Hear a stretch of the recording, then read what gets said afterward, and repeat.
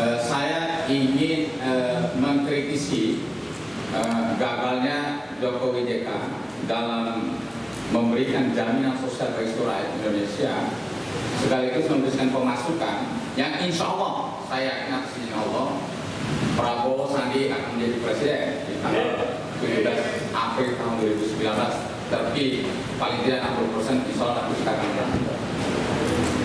Saya ingin menyampaikan bahwa Jokowi JK, kalau saya sampaikan tadi itu gagal total melaksanakan jaminan sosial bagi seluruh rakyat Indonesia. Yang pertama saya kupas dulu tentang jaminan kesehatan. Permasalahan jaminan kesehatan sekarang ini tidak terlaksana dengan baik oleh karena yang pertama Jokowi JK tidak bisa melaksanakan penegakan law enforcement terhadap regulasi yang telah ada. Regulasi yang telah ada di dalam Undang-Undang Nomor 40 Tahun 2004 dan juga diimplementasikan di dalam Undang-Undang 24 Tahun 2011, bahwa di sana dikatakan seluruh warga negara berhak mendapatkan jaminan sosial bagi kemanusiaan. Maka bagaimana jaminan sosial itu pun agar didapatkan oleh rakyat, maka diatur dalam undang-undang tersendiri bahwa jaminan sosial ini tidak berbadan hukum perusahaan lagi seperti zaman dulu. Itu namanya jam sosial. Undang-Undang Nomor 2 Tahun 93 itu namanya jam sosial. Maka dia berbentuk perserok pada waktu itu. Undang-Undang 24 mereformasi Undang-Undang Jaminan Sosial dulu, yang Undang-Undang Jam Sosial yang dulu ada namanya Aspek itu, menjadi Undang-Undang Hukum Publik. Undang-Undang Hukum Publik di mana dia bersifat asuransi publik yang biayanya dibebankan kepada seluruh warga negara, termasuk pemerintah di dalamnya ikut membiayai terhadap pelaksanaan asuransi publik ini. Itu ruhnya daripada Undang-Undang 4 Tahun 2011. Maka ketika diimplementasikan Undang-Undang BPJS Kesehatan, BPJS Kesehatan gagalnya Jokowi di sini. Undang-Undang BPJS Kesehatan karena dia sifatnya gotong royong, seluruh publik punya kewajiban untuk mengiur agar terlaksana jaminan kesehatan dari seluruh rakyat Indonesia, atau bahasa Jokowi adalah jaminan kesehatan nasional, atau bahkan Jokowi mengklaim PIS. Saya ingin menjelaskan juga produk jaminan kesehatan itu adalah bukan buah karyanya Jokowi. Ini harus digaris bawah ini. Ini adalah karya nyata dari Pak SBY pada waktu itu, kemudian sumbangsi buruh sebenarnya sebagai lokomotif gerakan yang melahirkan Undang-Undang 24 2011, bahkan dilalui melalui mogok kerja pada waktu itu oleh teman-teman yang dimotor oleh KSP dan merangkul 86 elemen masyarakat dan mahasiswa pada waktu itu yang dikenal dengan Komite Aksi Jaminan Sosial, yang kebetulan Bu Iqbal, Bu Mus dan saya, Pak Didi dan teman-teman masuk dalam tim tank yang pada waktu itu. Jadi seluruh warga negara ikut mengiur, ya. Maka Undang-Undang BP tahun 2014 itu ada kewajiban negara. Di mana kewajiban jaminan kesehatan nasional itu adalah dia harus membiayai yang namanya orang miskin dan tidak mampu. Ya. Bahkan orang miskin dan tidak mampu itu kalau versinya KSP itu jam kesot, versinya jam kesot itu adalah 125 juta orang. Itu termasuk utang ojek orang miskin itu. Termasuk Gojek segala macam itu 125 juta, termasuk guru-guru honorer itu 125 juta orang. Tetapi versinya BPJS Kesehatan itu adalah 113,2 juta orang. Itu orang yang tidak mampu. Pertanyaannya, di mana tanggung jawab negara untuk mengiur orang tidak mampu ini? Ya. Ternyata negara sampai dengan hari ini baru meng-cover 92,3 juta orang. Kalau dikonversikan di dalam anggaran APBN yang dikenal dengan penerima bantuan iuran APBN hanya sebesar 25 triliun. 25 triliun. Artinya dari sisi hak warga negara yang versinya kita 125 juta orang, KSPI, ekspor 125 juta orang, versi BPJS 103,2 juta orang, Jokowi JK baru bisa mengalokasikan 25 triliun. Artinya masih ada sekitar 29 triliun hak warga negara belum dibayar oleh Jokowi. Itu yang pertama. Kemudian sisi yang kedua adalah Jokowi JK tidak bisa, insan masih bisa dalam konteks urun biaya, ya, iuran dulu. Jokowi JK tidak bisa melaksanakan hak kewajiban para pengusaha untuk mendaftarkan masyarakat pekerjaan untuk menjadi anggota BPJS Kesehatan, ya, bahkan menjadi anggota BPJS Tenaga Kerja juga. Khusus anggota BPJS Kesehatan sampai dengan hari ini, Jokowi JK, ya, saya menyalahkan Jokowi JK karena tanggung jawab tertinggi sebagai kepala negara dan pemerintah kita adalah Jokowi JK, namanya konfliknya adalah Jokowi.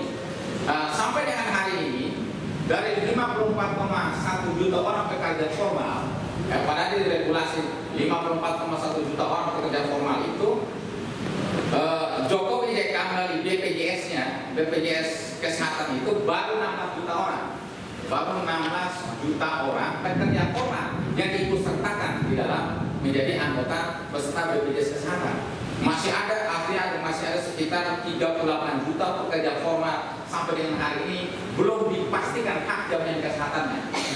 Padahal kalau kita perhatikan potensi iurannya menjadi beban BPJS Kesehatan, kalau Bang Dani itu sekarang perhatikan di berbagai media itu, hampir setiap tahun akhir tahun itu BPJS Kesehatan selalu teriak defisit anggaran. Padahal kalau Jokowi JK sering dengan BPJS-nya itu memastikan pekerjaan formal 54,1 juta tadi itu, maka sesungguhnya dari situ saja ada terkumpul potensi dana sebenarnya 86 triliun rupiah. Artinya kalau ada uang PBI alokasi APBN 25 triliun ditambah potensi dana iuran dari para pekerja formal 56 triliun, aja sudah terkumpul uang sekitar 110 triliun rupiah. Kalau kita hitung dari uang situ, nggak ada alasan sebenarnya bagi BPJS Kesehatan mengalami defisit setiap tahun. Maka dalam konteks ini Jokowi JK gagal memastikan hak warga negara tadi itu, hak warga negara orang-orang miskin yang tidak mampu, kemudian hak para pekerja formal yang belum terdaftar menjadi peserta. Padahal ada potensi dana yang sangat luar biasa di situ. Bahkan maaf, saya kembali dulu kalau kita perhatikan di Singapura tahun 2008 saja sudah 1.000 triliun uang social security dari para pekerjanya itu. Bahkan di Malaysia ada 500 triliun. Itu negara yang jumlahnya hanya 23 juta orang.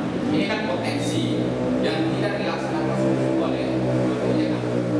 Itu yang pertama. Yang pertama tadi itu adalah law enforcement, ya. Jadi dia tidak sungguh-sungguh melaksanakan undang-undang 4 tahun sebelumnya. Undang-undang berikut juga yang pertama yang tidak dilaksanakan juga oleh Jokowi JK adalah implementasi Undang-Undang Kesehatan, Undang-Undang Kesehatan nomor 36 tahun 2009. Padahal di amanat Undang-Undang Kesehatan itu udah jelas itu bahwa biaya kesehatan bagi seluruh warga negara Indonesia dari alokasi APBN itu adalah 5% dari APBN. Kita bisa hitung dengan gampang, bisa kita hitung APBN kita adalah 2.200 triliun. Kalau 5% berarti ada sekitar 110 triliun uang dari alokasi APBN sebagai hak jaminan kesehatan seluruh Indonesia. Kemudian di dalam undang-undang yang sama, Undang-Undang 36 tahun 2009 Undang-Undang Kesehatan juga mengamanatkan 10% dari APBD seluruh Indonesia itu adalah buat dana kesehatan. Pertanyaannya, bagaimana law enforcement oleh Jokowi JK sebagai kepala pemerintah tertinggi sekaligus kepala negara dalam melaksanakan ini? Kalau ini sungguh-sungguh dilaksanakan oleh Jokowi JK, sesungguhnya itu nggak ada itu orang yang mati oleh karena tersedia adanya biaya, oleh tersedia adanya kamar, ya, gitu. Ini yang permasalahan yang pertama, law enforcement. Kemudian yang kedua adalah masalah fasilitas kesehatan, Bang Rani. Ini bayangkan saja nih, selama Jokowi JK memimpin, hampir tidak ada peningkatan fasilitas kesehatan, baik itu rumah sakit, puskesmas, bahkan dokter pun sedikit sekali. Saya punya data langsung dari BPJS Kesehatan. Totalnya fasilitas kesehatan mulai dari rumah sakit sampai tenaga, sampai dokter gigi, sampai kebidanan itu baru 27.124, termasuk rumah sakit Bang Dani. 27.154 fasilitas kesehatan itu termasuk dokter gigi, termasuk rumah sakit, termasuk itu. Artinya apa? Bagaimana mungkin BPJS Kesehatan harus mengcover 260 juta rakyat Indonesia dengan fasilitas kesehatan hanya 27.154? Dan itu pun rumah sakit yang sudah menjadi peserta BPJS Kesehatan Provider itu hanya 2033 rumah sakit di Indonesia. Itu Anda bisa bayangkan itu. 2033 rumah sakit. Artinya kalau 260 juta orang, satu rumah sakit itu mengcover hampir 130.000 orang.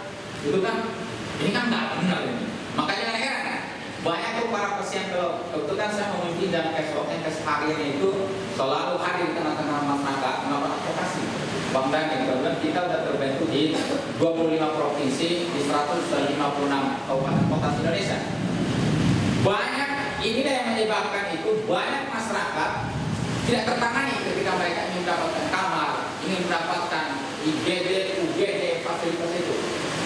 Ini kehadiran Jokowi JK tidak serius untuk menaik masalah kesehatan ketika terjadi transformasi budaya namanya askes yang dulu hanya menangani pegawai negeri saja, tiba-tiba harus mengcover, mengangkat jaminan kesehatan seluruh Indonesia. Tidak ada peningkatan dari sisi apa namanya itu, sisi peningkatan penimbangan antara sisi jumlah masyarakat dengan jumlah fasilitas kesehatan.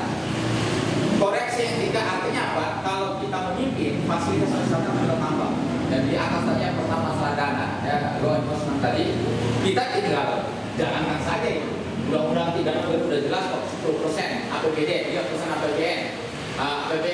Kemudian Undang-Undang 24 pekerja formal wajib membayarkan 5% ya, iurannya dengan upah rata-rata 2.650.000 maka terakumulasi dana 86 triliun rupiah per tahunnya. Kemudian bahkan di undang-undang itu, Bang Dani, kalau ada pengusaha yang tidak mendaftarkan para pekerjanya, maka hukum penjara 8 tahun. Ternyata pertanyaan sekarang, kok kenapa belum ada pengusaha di Indonesia yang masuk penjara gara-gara tidak mendaftarkan para pekerjanya? Artinya bisa diduga Jokowi JK melakukan persekongkolan dengan para pengusaha jahat juga di Indonesia ini, maka hak para pekerja tidak. Kemudian yang poin yang ketiga yang perlu kita perbaiki itu adalah ada regulasi, Bang Daniel. Yang kedua ini permasalahan regulasi yang bertolak belakang dengan spirit Undang-Undang 24 tahun 2011 dan Undang-Undang Nomor 24 tahun 2011. Apa regulasi itu, Bang Daniel, ya, kenapa terjadi apa-apa di masyarakat itu? Itu ada namanya inasidisis, ya. Inasidisis itu kalau nggak salah namanya Indonesia case base, ya, gitu, namanya itu. Jadi standar regulasi tentang standar pelayanan kesehatan. Itu namanya Permenkes nomor 52 tahun 2016.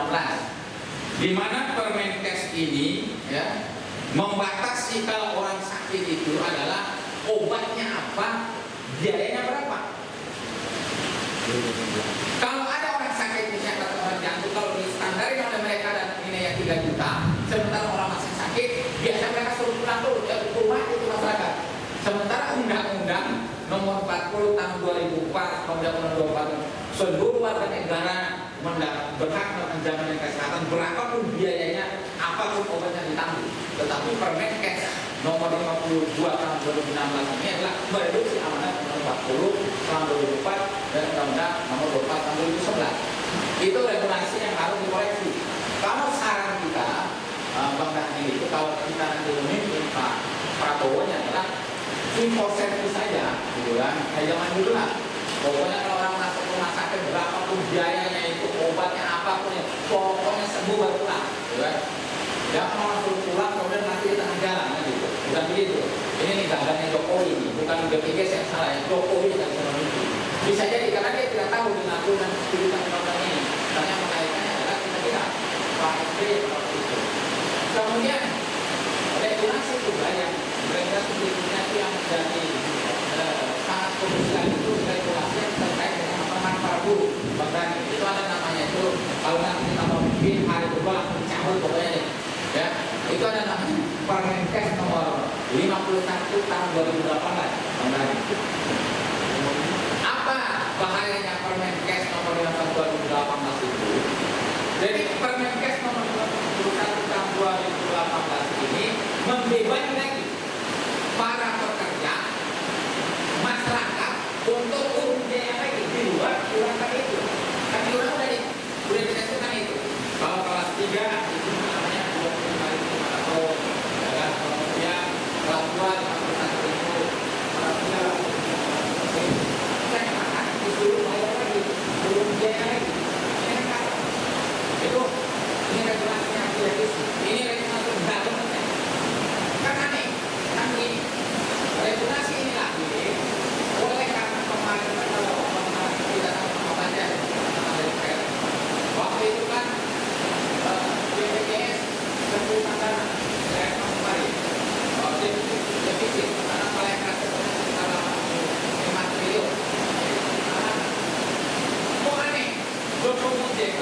melalui proses PHK, karena ketidakmampuan mereka dan urusan biaya itu akan masuk ke lain.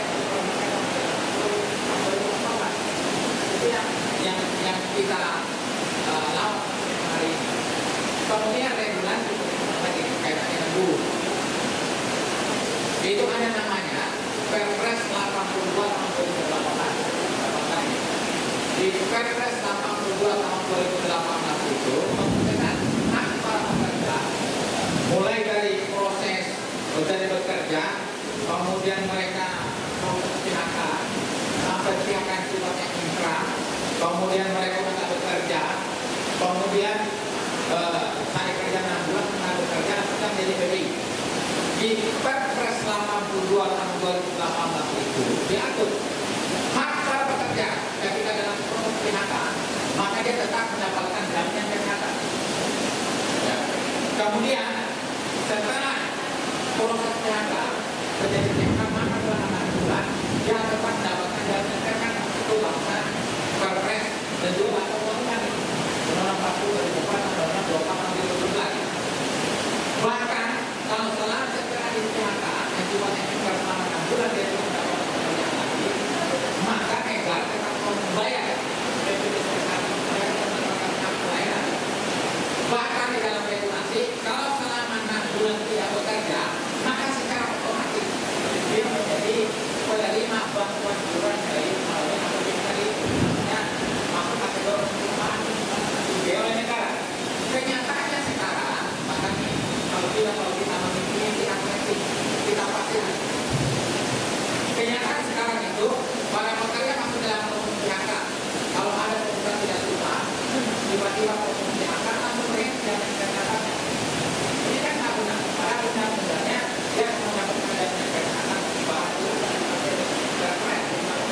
kalau dia dalam proses PHK melayanan setelah di PHK tetap melayanan enggak juga makanya tidak dibayar oleh negara. Kenyataan sekarang enggak. Kalau ada perusahaan mau PHK seseorang langsung berhentikan hubungannya langsung dikerja. Oleh kenapa? Ya kita koreksi lagi buat masukan. Bahwasanya ada namanya itu sistem e-learning. Jadi di sana ada sistem online video. Kalau pengusaha tidak bayar BPJS Kesehatan sampai dengan tanggal 10 terhadap nama pekerjaan, maka secara sistem akan cut off karena kita akan dirugikan. Saya kira pihak oleh kita ke depan itu adalah kalau para pekerja dalam proses PHK tidak boleh disamaratakan dalam sistem harus dirugikan semuanya. Dalam proses PHK maka kita mendapatkan itu maksudnya tidak ketika mereka menjadi pekerja baru ini